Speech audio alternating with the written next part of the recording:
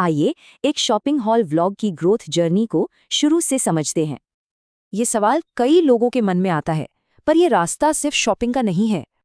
असल में ये सफ़र है कॉन्फिडेंस बनाने का और अपनी एक अलग आवाज़ खोजने का। एक क्रिएटर की शुरुआत तो अक्सर छोटी ही होती है, बजट वाले कपड़े, स्ट्रीट मार्केट की चीज़ें। लेकिन शुरू शुरू में हकीकत कुछ और ही होती है, व्यूज़ कम और कॉन्फिडेंस उससे भी कम। और किसी भी नए क्रिएटर के लिए पहली बड़ी चुनौती कैमरे की झिझक। उसके बाद आती है टेक्निकल दिक्कतें, जैसे लाइटिंग और वीडियो क्वालिटी को सही करना। और फिर वो फीलिंग आती है कि कोई देख ही नहीं रहा, कोई ब्रांड कोलैबोरेशन भी नहीं है। और सबसे बड़ी बात, ऑडियंस का कोई एंगेजमेंट ही नहीं होता। इन सब वजहों से कंसिस्टेंट रहना बहुत ही मुश्किल हो जाता है, जो ग्रोथ के लिए जरूरी है। लेकिन फिर कहानी में आता है एक मेंटोर, एक नए नजरिए के साथ। देखते हैं गेम कैसे बदलता है।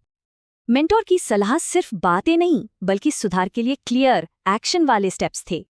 इसमें एक बहुत ही मजेदार आइडिया है ट्रेंड बेस्ड हॉल्स का, जो ऑडियंस को खींच कर लाता है। अब इस नई गाइडेंस के साथ क्रिएटर के कंटेंट में धीरे धीरे बदलाव आने लगता है।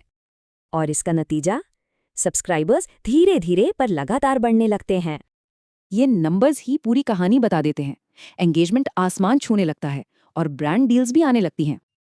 और यही मेहनत का फल है, जल्द ही ब्रांड डील्स और पीआर पैकेज आने लगते हैं। तो शॉपिंग हॉल सिर्फ कपड़ों के बारे में नहीं, बल्कि कॉन्फिडेंस और सेल्फ ग्रोथ का सफर है। ये दिखाता है कि सही मेहनत और गाइडेंस के साथ कोई भी क्रिएटर सक्सेसफुल हो सकता है।